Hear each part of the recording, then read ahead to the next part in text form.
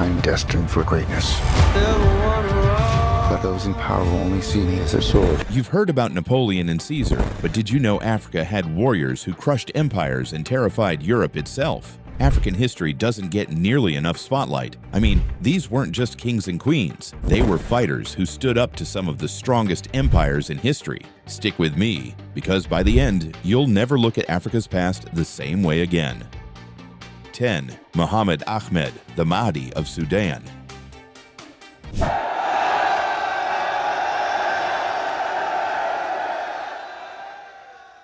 Oh, beloveds, oh men of the desert.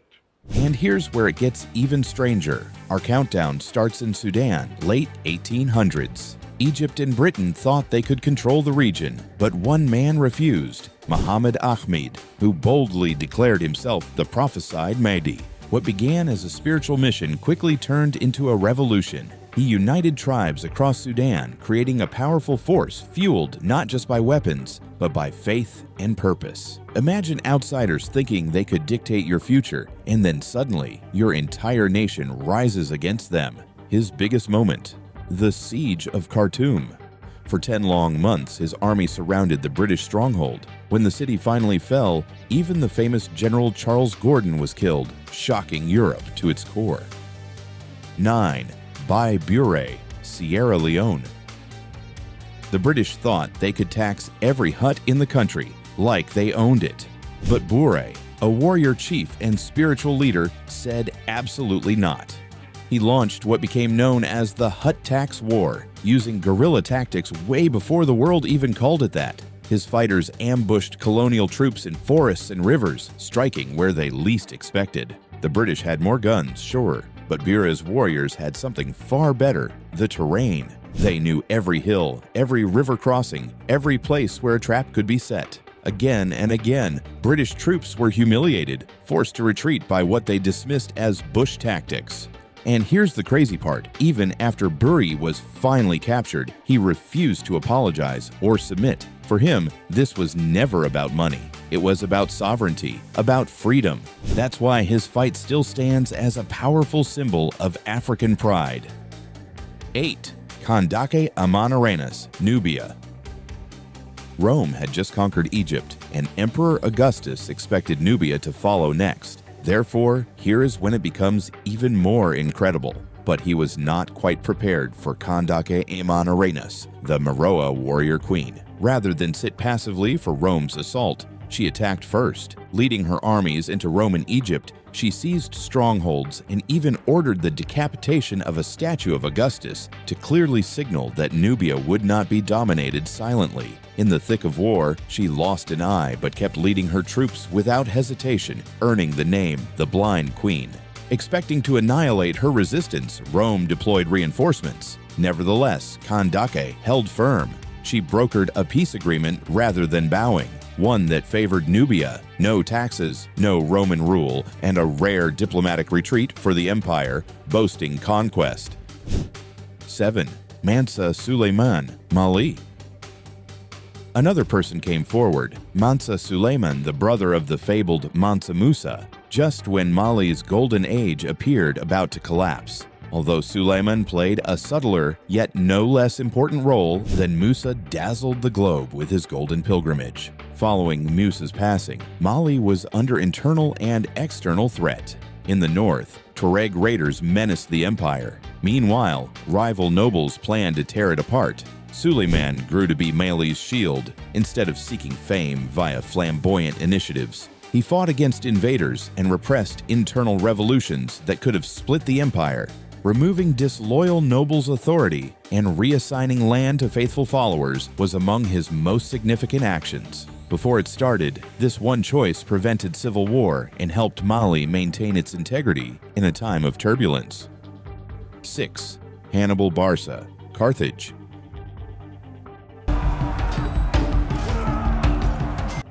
Hannibal, born in modern-day Tunisia, had one goal: to raise Rome. He pledged to his father as a child that he would never stop opposing the empire.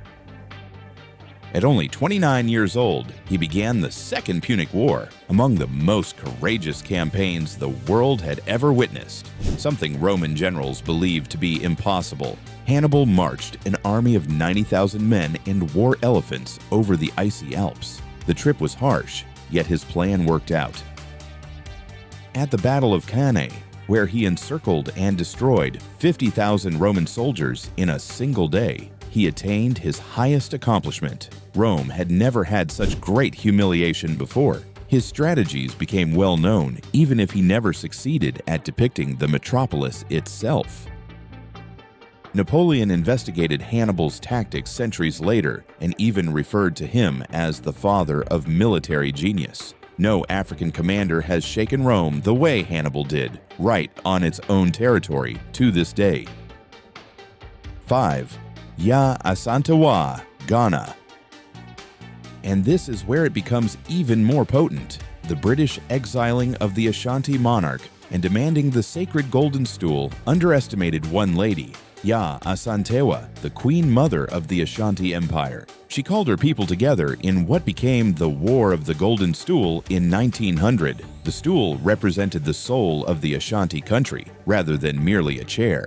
Yaa Asantewaa wouldn't let it be removed. With unshakable resolve, she rallied thousands of soldiers, including women warriors, and attacked British forts. Her forces fought brutally for months, combining spiritual fortitude with conventional combat. Her soldiers fought hard even as British reinforcements poured in, pushing the colonizers for every inch. Though she was ultimately caught, her defiance had already sparked something bigger.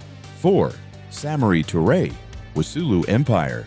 Just when the French thought they could sweep through West Africa uncontested, they met their match in Samori Touré. Founder of the Wassoulou Empire, he saw what colonial powers were doing to neighboring kingdoms and refused to let his people be next. Touré built a professional standing army. Unlike most traditional forces of the time, for 16 relentless years, he led campaigns to resist French conquest, outmaneuvering and outlasting wave after wave of European assaults. His greatest strength was mobility. When the French tried to trap him, he didn't just retreat, he moved entire cities overnight. Families, livestock, soldiers, everyone relocated as one unified people. Throughout his resistance, he fought over 38 major battles, earning decisive victories at places like Ouagadougou and Boué. His adaptability made him nearly impossible to defeat.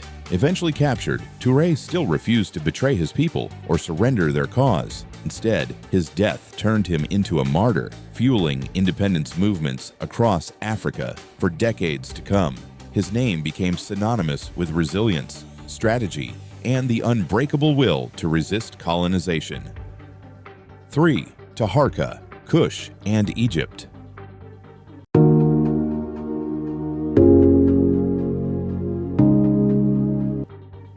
During the 7th century BC, one of the finest warrior kings of the Kushite dynasty, Taharqa, reigned over Egypt as well as Nubia. Emerging from the kingdom of Kush, he ascended to become pharaoh of Egypt, one of the few black African emperors ruling both Upper and Lower Egypt simultaneously. Conflict and culture defined his reign. Taharqa fought off numerous incursions to protect the Nile Valley from the mighty Assyrian Empire. Though finally rejected, he maintained sovereignty long enough to allow his people's independence to remain intact. Beyond war, he supported temples, monuments, and Egyptian religious life preservation, therefore guaranteeing that culture thrived under his rule. His name is still spoken today in inscriptions throughout Egypt and Sudan, demonstrating that his heritage was not confined to military achievement, but rather permeated the cultural and spiritual life of his people. Still remembered as a warrior pharaoh and a scholar king, Taharqa showed that African leaders were more than simply warriors, but also visionary. 2. Queen Nzinga, Ndongo, and Matamba. What do you want? A kind of power that will make a difference in my people's lives. Let's leave these new foreign.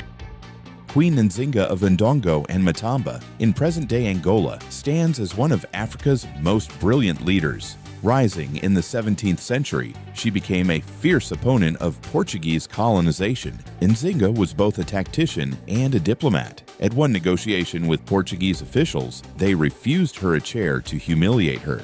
Instead, she ordered a servant to kneel, using his back as a throne, proving she would never bow to foreign power. She also converted to Christianity, not from belief, but as a strategic move to buy her kingdom more time. Behind the scenes, she trained her warriors and formed powerful alliances, even joining forces with the Dutch against the Portuguese. Her armies mastered guerrilla warfare, raiding supply lines and retreating into fortified strongholds. For over 40 years, Nzinga fought against Europe's attempts to dominate her people. Unlike many warrior rulers, she died peacefully in her bed, having resisted conquest throughout her lifetime. Nzinga's name endures as a symbol of intelligence, defiance, and resilience. Her unmatched ability to outmaneuver European colonizers ensured she would be remembered not just as a warrior queen, but as a liberator who left her people stronger. 1. Shaka Zulu, Zulu Kingdom. Win him back, brother. Win him back from that woman before it's too late. Before we regret having saved his life. My king requests the return of his son only. So be it. Wear it proudly, my son. And spit on my mother's pride? Leave the land of the Zulus now! I will be king! No African warrior is more legendary than Shaka Zulu, founder of the Zulu kingdom in the early 19th century. Born in exile, Shaka rose from humble beginnings to transform his people into a dominant force. His genius lay in military innovation. He discarded throwing spears in favor of the Ikolwa, a short stabbing spear, forcing his warriors into brutal close combat. Shaka also created the iconic bullhorn battle formation, two flanks encircling the enemy while the center engaged in crushing combat. His soldiers underwent forced marches covering dozens of miles barefoot, instilling discipline and endurance that made the Zulu army nearly unstoppable. Through a mix of intimidation, warfare, and political strategy, Shaka united more than 100 scattered tribes into one powerful Zulu nation. He crushed rival chiefs, defeated enemies with revolutionary tactics, and expanded his kingdom into a vast empire. Even after his assassination in 1828, Shaka's strategies influenced not only African warfare, but also European military leaders who studied his campaigns. His legacy is more than victories on the battlefield. Shaka reshaped Southern Africa politically and militarily. To this day, he remains the most famous warrior in African history, remembered not only as a conqueror, but as the architect of a military revolution. These warriors were not just fighters. They were nation builders, visionaries, and symbols of resistance. From Shaka's military genius to Nzinga's defiance, their legacies live on as testaments of African strength and resilience. Like, subscribe, and share to uncover more untold stories of history's greatest African heroes.